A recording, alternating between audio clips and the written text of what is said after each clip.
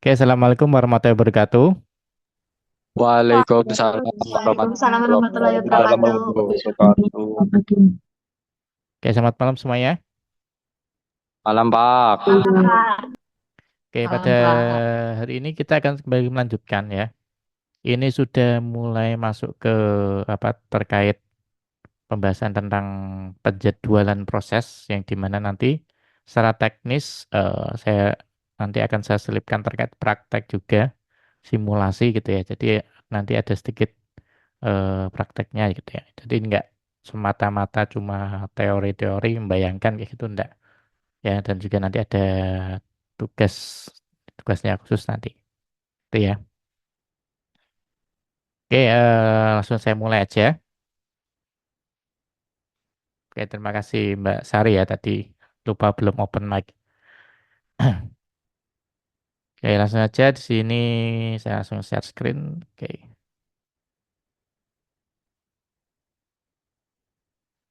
Oke, sudah terlihat ya. Saya refresh dulu. Nah, Sudah, Kak. oke, ini kok masih belum tanda. Ini spreadsheet saya itu saya bagikan dulu biar kalian juga bisa melihat progres pengumpulan tugas kalian sendiri ya. Oke, saya share. Harusnya bisa ini. Nah, jadi mungkin ini bisa kalian lihat ya, yang di mana saya juga akan membagikan terkait kira-kira apa saya tuh kemarin ke beberapa ini sudah mengumpulkan apa belum ya. Ini ada progres secara real time-nya gitu ya. Nanti kalau ada penambahan dan lain sebagainya nanti otomatis akan keluar sini. Dan ini Mas untuk tugas keempat masih saya kasih waktu sampai nanti malam ya. Di malam sekitar jam 10 atau sampai jam 11 atau 12 nanti kan saya kembali close lagi begitu. Oke, kurang lebih seperti itu. Kita akan beranjak ke materi berikutnya yaitu tentang penjadwalan proses yang dimana ini sudah saya upload ya materinya di s.id kelas sistem operasi tambah kelas sistem operasi SWU ya. Ini bisa kalian buka. Nah, ini sudah saya. Ini tidak akan terlalu panjang karena ini mungkin sebagai pengantar aja terkait nanti besok akan masuk ke algoritmanya. Ya, langsung saya mulai aja. Oke, teman kelima di sini adalah tentang penjadwalan proses. Oke, sebelum melanjutkan, di sini saya bagikan review materi sebelumnya ya terkait dengan proses. Mungkin kalau sudah agak lupa, ini saya sedikit ingatkan lagi. Yang pertama terkait proses itu apa? Proses adalah keadaan ketika sebuah program sedang dieksekusi. Itu secara garis besar dari yang kita bahas kemarin itu adalah seperti itu ya. Proses itu adalah sebuah program sedang ketika sebuah program sedang dieksekusi itu namanya proses. Konteksnya di sini seperti itu di sistem operasi. Kemudian saat komputer berjalan terdapat banyak proses yang berjalan secara bersamaan ya. Apalagi kalau apa prosesor-prosesor modern itu pasti dia menjalankan begitu banyak proses dalam satu waktu. Nah, sebuah proses dibuat melalui sistem call create proses yang membentuk proses turunan, yaitu child proses yang dilakukan oleh proses induk atau parent proses. Proses turunan tersebut juga mampu membuat proses baru sehingga semua proses ini dapat pada akhirnya membentuk pohon proses. Nah, proses yang dibentuk diantarkan ke CPU untuk diproses. Jadi proses itu kan sebuah program ya tidak cuma sekedar satu tambah satu ya. Sebuah program itu biasanya menjalankan proses yang begitu banyak ya secara bersamaan yang sebenarnya semuanya dibutuhkan prosesnya ya. Yaitu ada skala prioritasnya dan lain sebagainya. Nah, di sini kita akan mulai membahas di situ ya. Kira-kira mana sih yang harus diproses duluan, mana sih seperti apa metodenya dan lain sebagainya itu di penjadwalan proses. Nah, pertama kita harus pertanyaan pertama adalah bagaimana menjadwalkan proses tersebut gitu ya. Nah, apa itu penjadwalan proses? Itu kumpulan kebijaksanaan atau dan mekanisme ya di sistem operasi yang berkaitan dengan urutan kerja yang dilakukan sistem komputer ya. Jadi kira-kira kita itu mau buat aturan seperti apa ya, atau kebijakan atau mekanisme gitu ya. Itu seperti apa, mana yang diproses gitu ya. Atau cara prosesnya seperti apa itu diatur oleh sistem komputer ya. Itulah gunanya sebuah sistem operasi atau sistem komputer. Nah, penjadwalan bertugas memutuskan hal berikut. Yang pertama itu proses yang harus berjalan, ya. Kemudian kapan dan selama berapa lama proses itu berjalan, ya. Secara garis besar seperti itu. Itu penjadwalan itu bertugas pertama proses harus berjalan, proses mana yang harus berjalan, dan kapan dan selama berapa lama proses berjalan. Nah, yang dinamakan proses itu apa, ya? Nah, tadi kan masih secara umum program yang dilakukan atau yang kita coba compact lagi. Kali sini proses itu adalah sebuah program yang sedang dieksekusi ya. Keadaan ketika sebuah program sedang dieksekusi. Intinya itu adalah proses. Kemudian di sini ya, untuk lebih spesifiknya yang dinamakan yang bisa dikatakan proses itu seperti apa kriterianya gitu ya. Yang pertama kita harus tahu sasaran utama penjadwalan proses itu adalah optimasi kinerja sistem komputer menurut kriteria tertentu ya. Nah, kriterianya itu seperti apa? Kriteria untuk mengukur dan optimasi kinerja penjadwalan itu ada beberapa. Ini ada beberapa. Yang pertama yaitu adil atau fairness ya. Harus adil kriterianya. Untuk melakukan sebuah penjadwalan kita harus adil. Kemudian yang kedua ada efisiensi.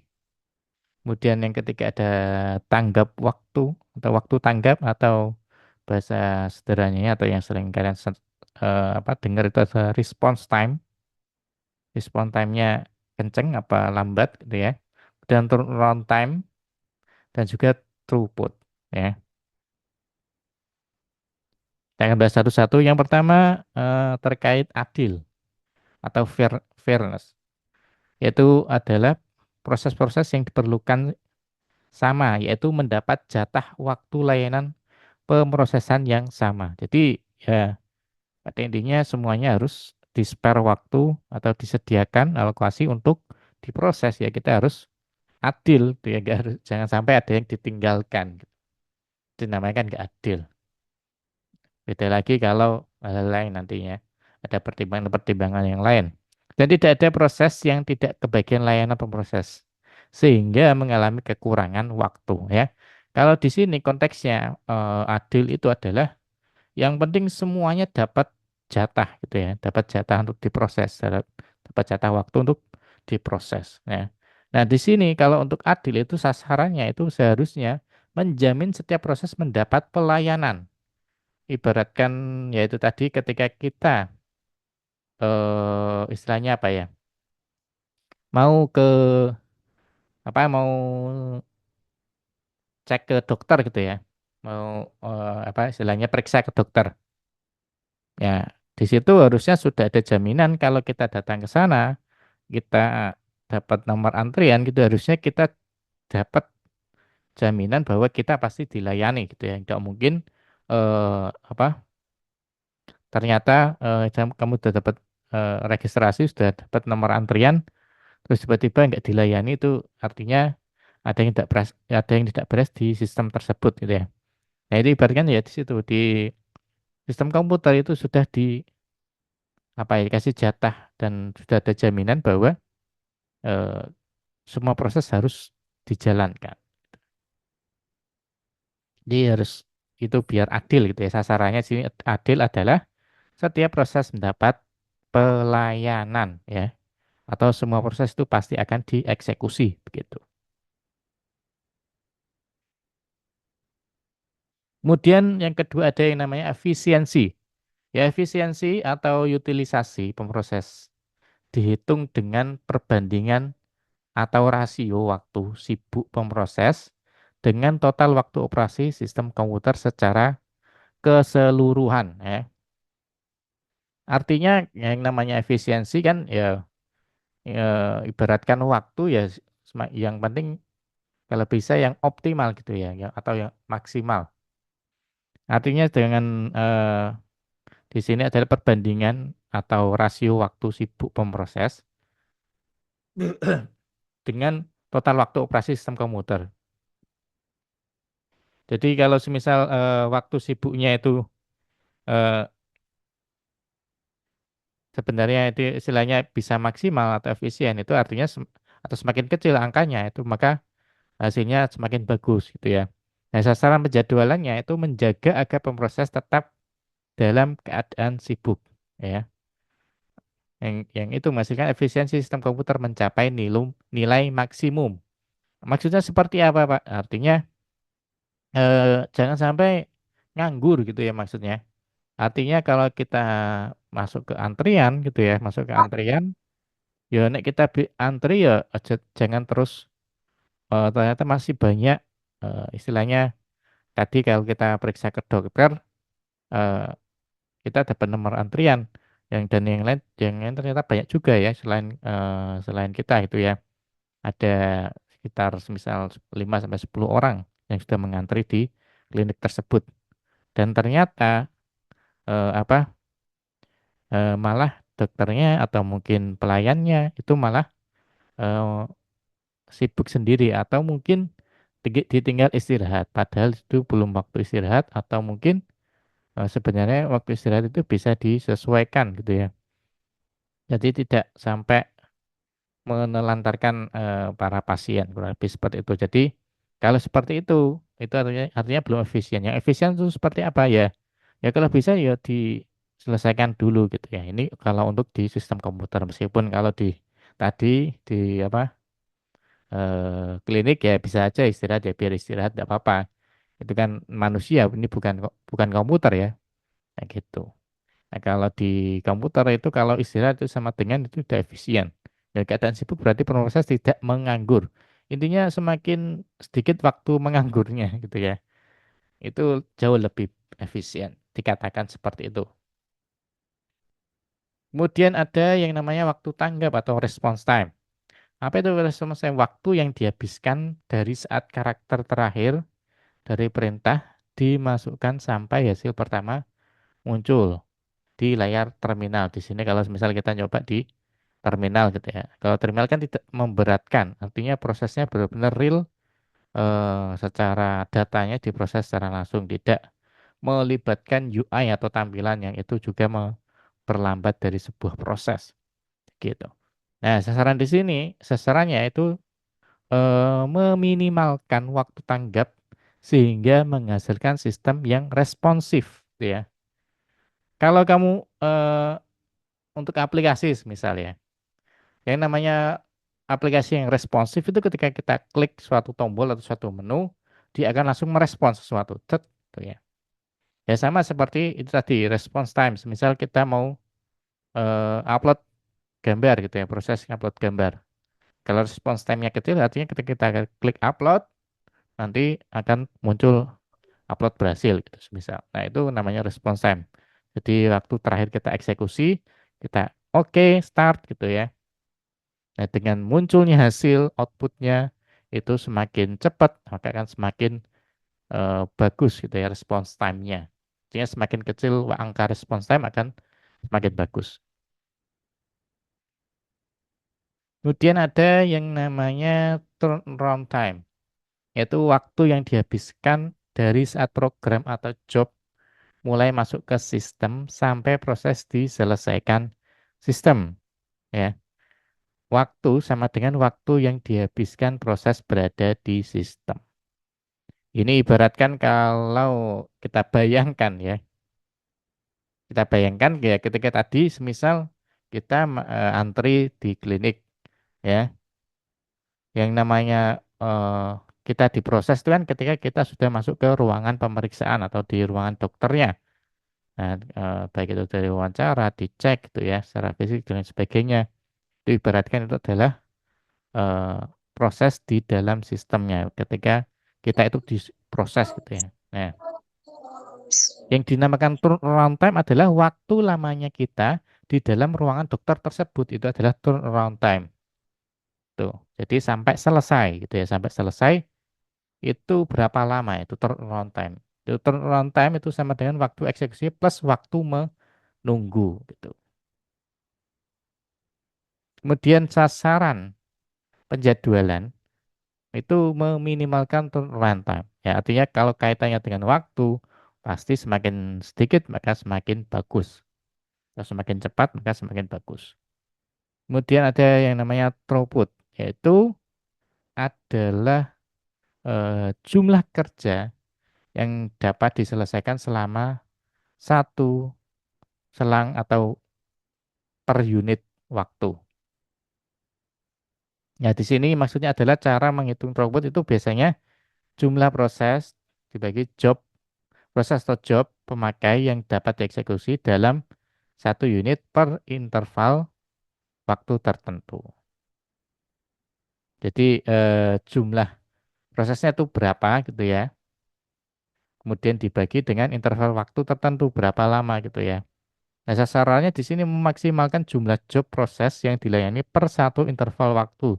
Contohnya kita ambilnya 5 detik atau mungkin 10 detik gitu ya.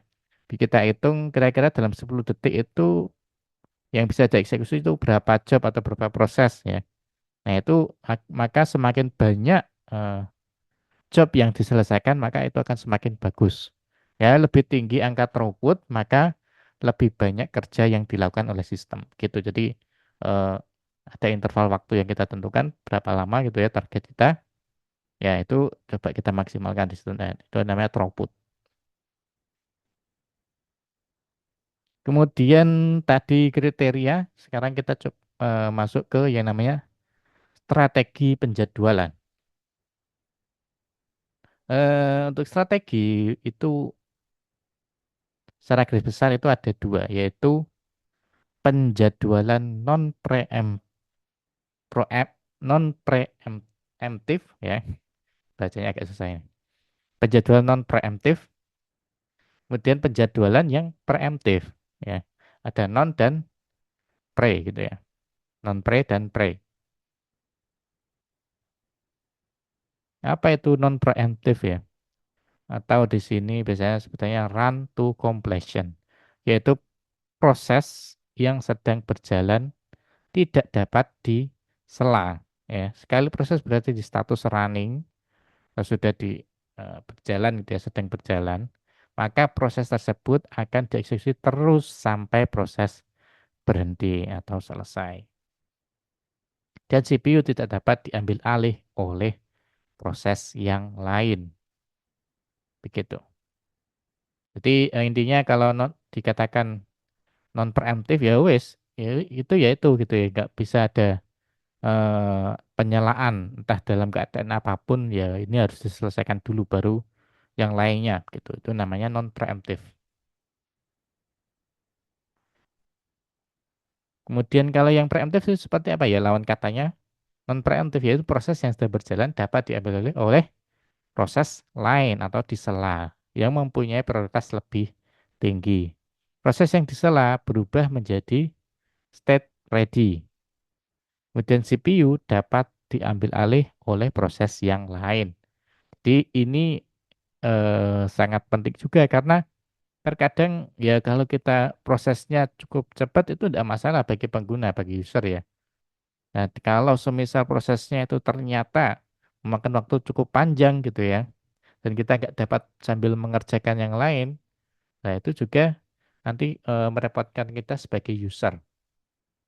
Jelas sebagai pengguna, bahkan kalau apa untuk keadaan darurat untuk penggunaan yang lain itu juga repot.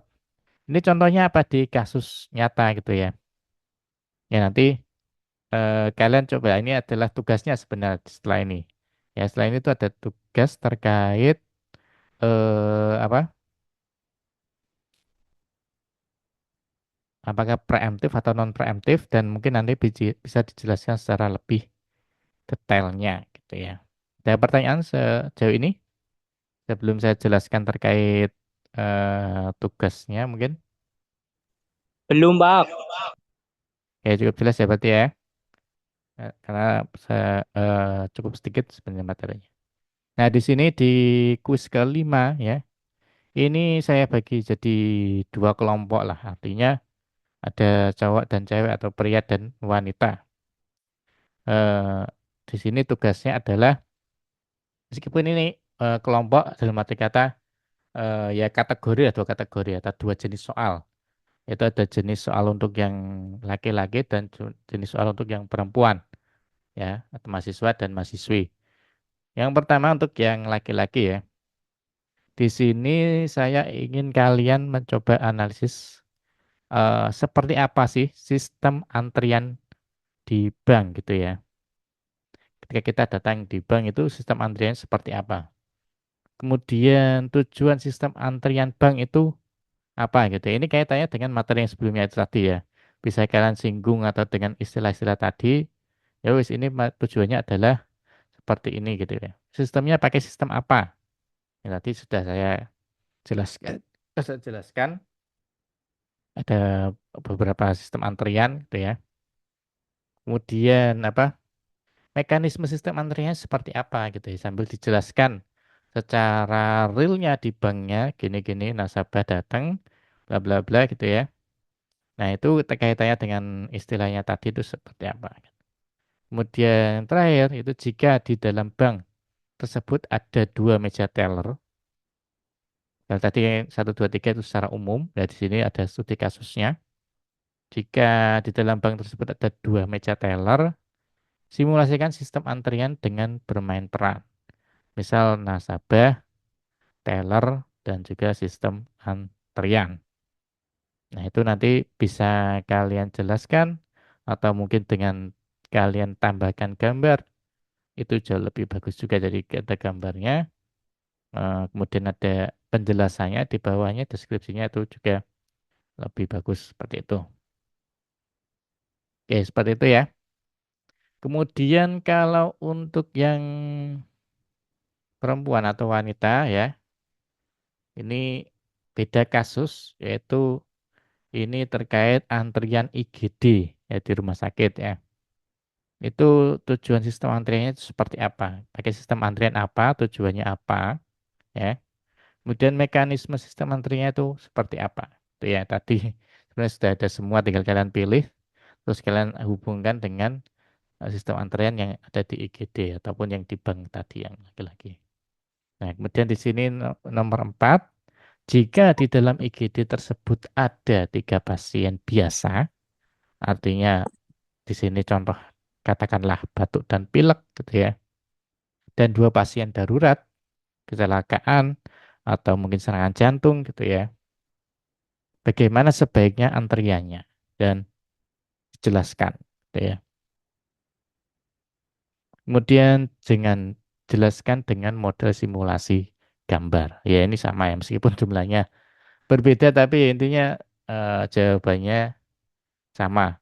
Apa istilahnya jenis soalnya sama. Cuma kan di sini saya gabungkan yang nomor 4 di apa di yang nomor 5 itu yang di kelompok wanita itu kan di nomor 4 sebenarnya ada, cuma di sini lupa saya tambahkan di bawah. Jadi tetap digambarkan ya dua-duanya gitu. Jadi seperti itu ya. Seperti itu tugasnya ada kurang lebih yang saya tanyakan sistem antrian itu pakai sistem apa? Tujuannya itu kenapa kok pakai sistem itu gitu ya? Tujuannya apa? Kemudian mekanismenya seperti apa di situ? Kemudian di kasusnya ketika ada studi kasus seperti ini itu apa yang terjadi gitu ya? Dengan sistem yang sudah dibuat atau sudah dibuat yang sudah kalian jelaskan sebelumnya di atas gitu.